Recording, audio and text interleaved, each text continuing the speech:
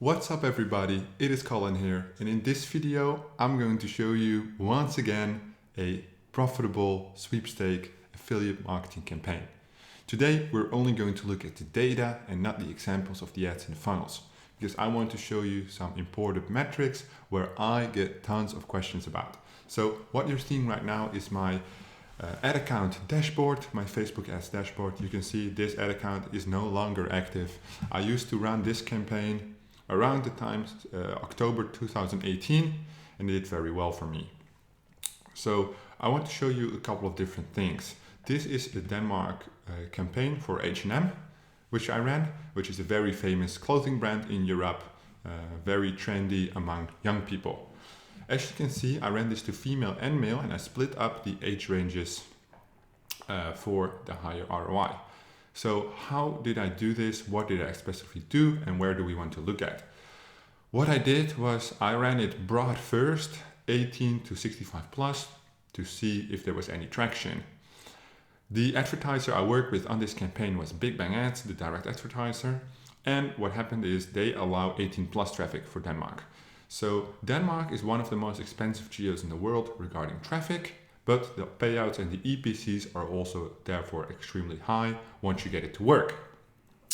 So we're not going to look at the advertiser side. I just want to focus on the ads and teach you everything you need to know how to make extremely profitable sweepstake campaigns, even in geos you might not think are worthwhile for you. So what I did was male-female split, 18 plus on the H&M. So you got two ad sets starting out. I started seeing good results, but all the spend was going to the younger age ranges. So if we filter on the cost per result, you will notice that the mixture here is now, once you split up the age ranges, way better. Before, it was all going to the young audiences. You can already tell by the spend which are the most profitable ad sets, which I ran the longest. So I have these running at 20 a day and these at 50 a day. These only got like 1.5 days spent, and then I turned them off because on 50 a day it apparently was not as profitable. So I decided to run them a long time. So these ran for, well, oh, that's a really long time. So they ran for 100 days. Is that correct? Yeah, because 10 days would be 200. So these two, they ran for a long time, more than 3 months before I turned them off in the end, which is quite interesting because you can imagine how much money these ad sets make. In total, only on this campaign, I spent 7,800 euros, counting a 35% ROI, which is our minimum. I think this campaign did around 50, but let's say 35. It turns a 3,500 euro profit on one campaign, which we created a long time, and it ran for 100 days. So what I want to show you is, obviously you can see the female converts best, but we still tested male, right? So first we split out the female. So this is what we ran the longest. And last significant edit, 17th of October. So we ran it before that. Then we added the male in on a higher budget, but it didn't turn out. So we just wanted to test it fast. You can see the CPCs are quite significantly lower to some of the female ones, but the ROI was just not there. So they didn't convert as well. What you always need to do is set this on performance and clicks, because that is the tab I like to use to analyze the data. And you might say like, oh, how can this be possible? Because most of my geos, like US, Iran, like Italy, Spain, New Zealand, Australia, all of the countries I run, except the Nordics, so except Sweden, Finland, Norway, and Denmark, I get a CPC of maybe 2 to under 10 cents, 2 to 10 cents, then I have like good profitable campaigns. How can I have an average CPC of 28 euro cents, which is like 31 dollar cents, and still be profitable? Well, that is because these people in Denmark and generally in Nordics have a high click-through rate on the lander and have a high conversion rate. So as soon as you're able to pull in the traffic on the front end, then it will usually figure itself out with the funnels I provide you on my YouTube channel. So I have an HTML lander, which I used for this specific campaign, and that is inside the AFK form. So if you are a member of the afkform.com, you can download that for free. But the most interesting thing I want to talk about here is look at these CPMs. So the click-through rate, people in the Nordics are way more skeptical than anywhere else. They don't click that fast. These people have a lot of money. So I would say, I think the average salary in Denmark, I don't know, but I think it's between 3 and 3,500 euro. Where in the Netherlands, where I'm from, it's 2,000 euro. However, they also have a lot more expenses. I buy a carton of milk for €1, they may buy it for €1.80, which is quite a significant difference. So their relative income is higher, but the purchase power is not necessarily higher. However, due to the fact that their relative income is higher, they are used to spending more money. If they're used to spending more money and you sell them a product from your country where it's €1 to the 180, you make extra margin, which is why a lot of foreign companies advertise in Finland, Sweden, Denmark, Norway, because of the extra margin ROI. When you look at the click-through rates, I always say the benchmark is 5%. If you have a 5% here, it's still 15 cents, which is like 17 cents. The CPMs, like if I run this campaign, I've ran this in Italy, I get a CPM of under €1. The cost per click is 2 cents. But the payout is also €1, and the payout here is $5.50, which I have, or at that time I had. By now I don't have it, but I think the standard payout is $4.50.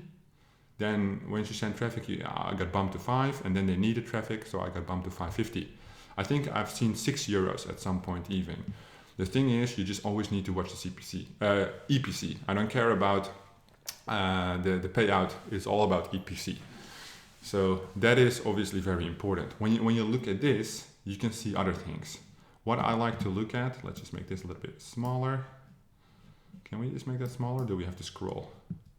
Because this is like, the columns are really big, but there's no need to, because I need to see, well, okay, let's just scroll. Because what I want to see is the results. So when you look at this, 6,600, and the total link clicks is 7,500. So you will always see a drop off. If the drop off is more than 20%, we have an issue. So that would be about 20%, 1,400, which would be 6,000, and it's 6,600. So it is not an issue. Usually for the European countries, the internet connection is quite good. The lenders, which I use here, straight HTML, so it loads fast. So there's no issue on that part.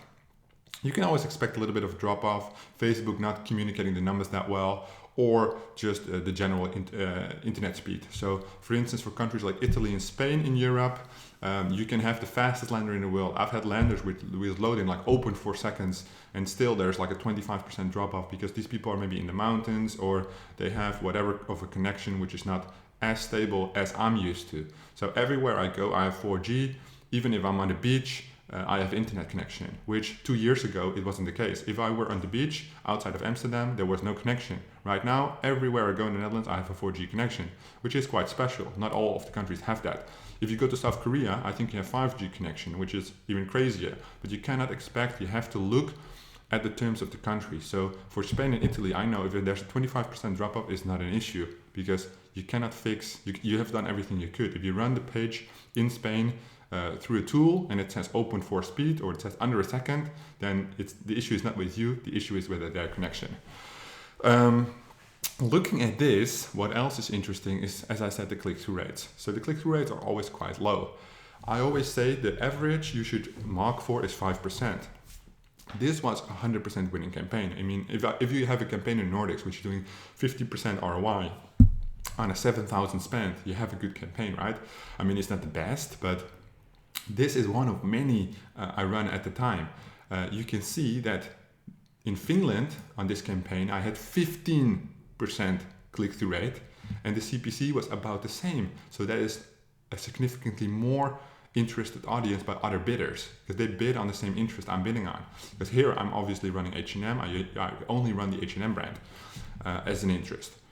What is interesting about this data is that even though the CPC is that high, the ROI is still there. So to say that if the CPC is over 25 cents we kill is not applicable here. So it's always relative. You always have to compare the data. What you need to do is take the CPC, take the landing page drop off, so people who go back to Facebook, and then the earnings per click. Make that as a formula, and then you know the average ROI. If the ROI is above 20%, we run it. My KPI is 30% at the end.